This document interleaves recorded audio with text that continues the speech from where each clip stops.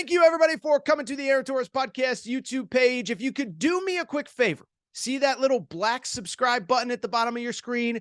Go ahead, click that black subscribe button. Really does help our audience grow, really does help our channel grow, really does help and mean more than you could possibly know. So go ahead, hit that little black subscribe button. Also, thank you to our presenting sponsor, Betfred Sportsbook and the Betfred Sportsbook app. Bet 50 on any game, get $250 in free bets.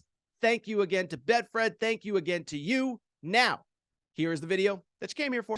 And what I want to do now is talk about a guy that we have talked about quite a bit here on the Aaron Torres Pod YouTube channel, Aaron Torres Podcast over the last couple weeks.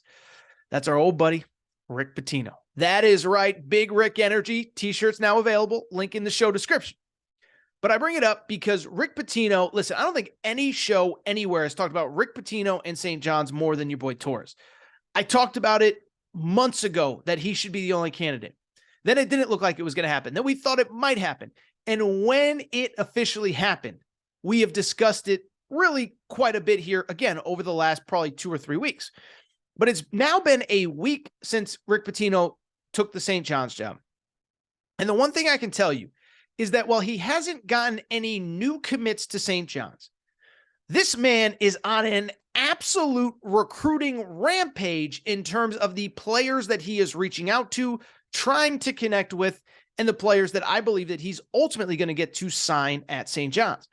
In a lot of ways, as somebody who covers college football as well, you know what this actually reminds me of?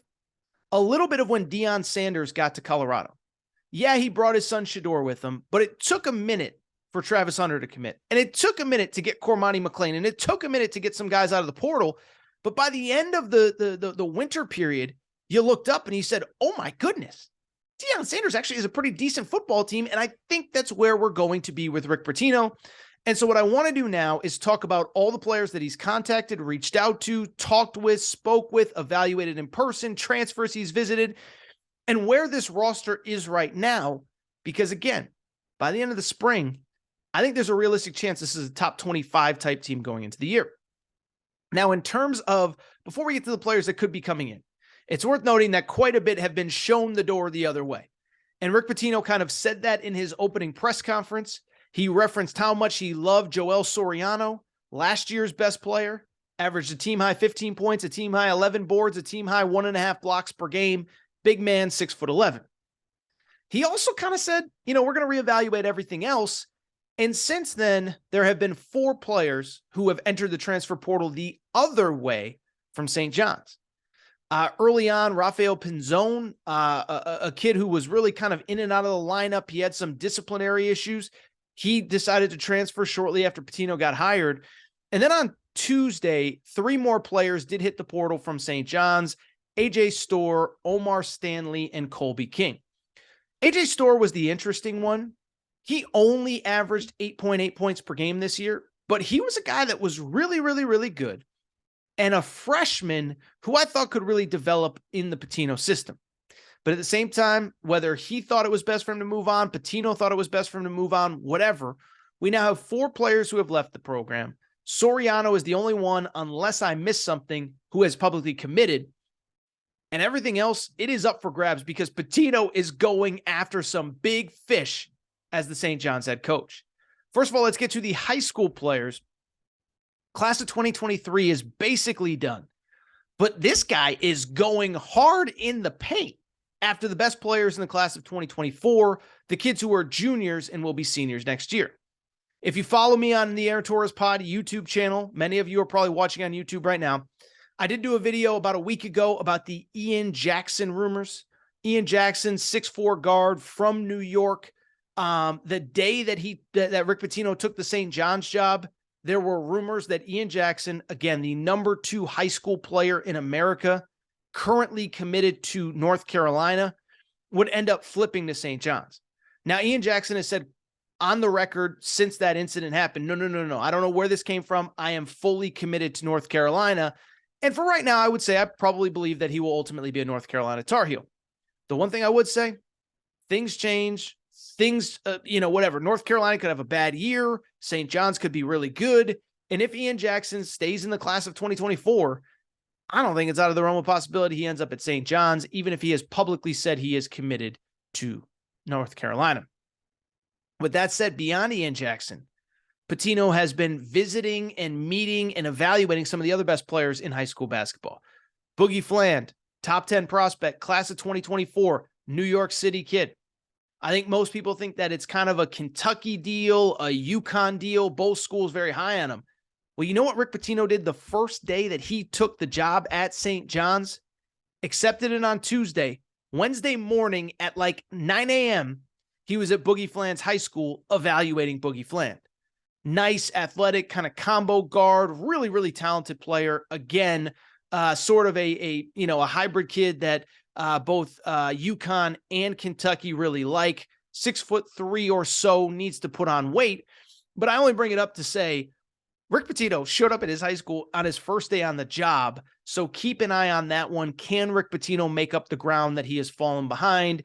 In addition to UConn and Kentucky, some other schools in the mix. North Carolina is there. Alabama is very much there, although it is worth noting the lead recruiter from Alabama, Brian Hodgson, just did accept another job at Arkansas State. He was an assistant coach. In addition to those two, thought it was very interesting. St. John's did offer Carter Bryant, 6'8" wing, class of 2024, 5-star, top 15 prospect nationally. Why that's interesting is that Carter Bryant is a guy that, even though he's only a junior, his recruitment appears to be coming down the home stretch. Recently, he put out a top 2 of Arizona and Louisville. He actually visited Arizona in early March. I believe it was the same weekend as the Pac-12 tournament somehow. Maybe it came the week, a couple days after. But I bring it up because he announced the final 2, and it appears as though his recruitment is coming down the home stretch. But if you're a class of 2024 guy, why do you have to decide right now? So Rick Pitino, can he get back in the mix with that kid? Victorious Miller, 5-star guard, 5-star wing he's in Arizona right now, 22 ranked player in the class of 2024, 24/7 Sports in Arizona, 6'5". Like I said, sort of a combo guard, wingish type player. Has offers from most of the Pac-12, Georgetown, Kansas State, Auburn. Really talented player. That's a guy that Rick Pitino has already offered a scholarship to, which is very interesting with him being a West Coast-based player. And then also, it's worth noting that just in the last day or so, they also offered Tyler Betsy, 5-star guard from my home state of Connecticut, from Windsor, Connecticut, plays at St. Thomas More. Really good player. Tyler Betsy, a player that St. John's appears to have prioritized. Again, 6'7" guard/wing, has an offer from Alabama, has an offer from UConn, interest from Duke. Very, very interesting player. Now, it's also worth noting, it's not just the class of 2024, but the transfer portal as well. And that's where Rick Pitino, I think, is going to build most of his 2023-2024 roster. Couple names to know from the portal that Rick Pitino has reached out to. One, Nick Timberlake, very interesting player, 6'4" guard at Towson in the CAA. Really interesting player. Just a guy that got better every year of his college career. He's actually going to be next year a 6th-year senior. Redshirted, played 1 or 2. I think he played 9 games total as a freshman, was able to redshirt. Played the last 4 years, including this year, 17.7 points per game, 41% three-point shooting. This is a guy that I think could step in and contribute right away for Rick Pitino. Now, Pitino will have his hands full because this is a really good player. This is a very good player who has offers from a lot of people. He's actually taking a visit to North Carolina this week, but Rick Pitino met with him on Monday. Rick Pitino also met with Chris Ledlam on Monday. Chris Ledlam, 6'6" guard/wing, played at Harvard last 4 years. Graduate year, remember, Ivy League schools do not allow graduate players to compete in sports, so all these guys have to transfer. Chris Ledlam is on the open market. Well, he's a New York City guy.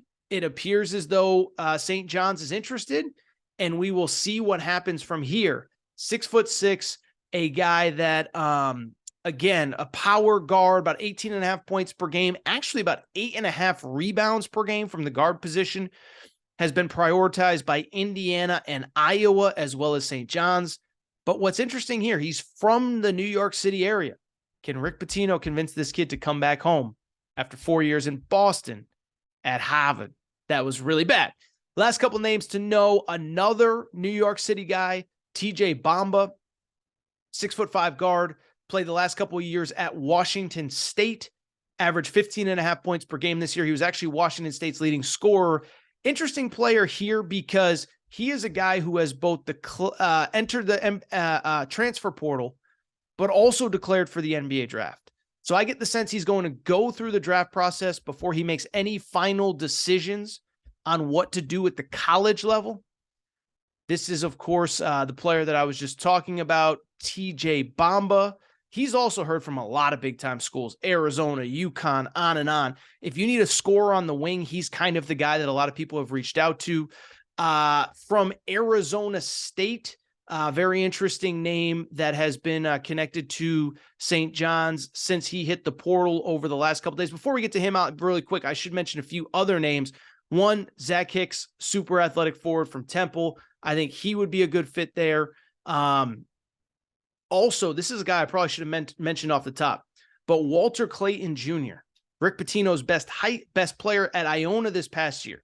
He entered the portal shortly after Pitino left for St. John's, and he's basically narrowed his decision to two schools.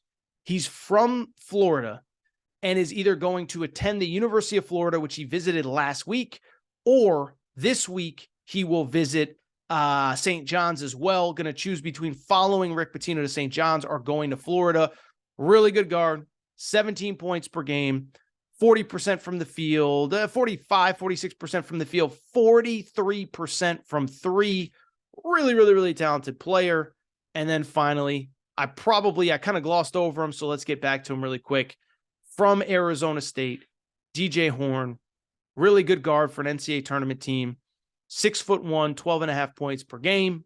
It seems as though Pitino's going after high level, really talented, really interesting two-way guards that can fill up the bucket. Again, Chris Ledlam, DJ Horn, Walter Clayton, on and on and on and on and on.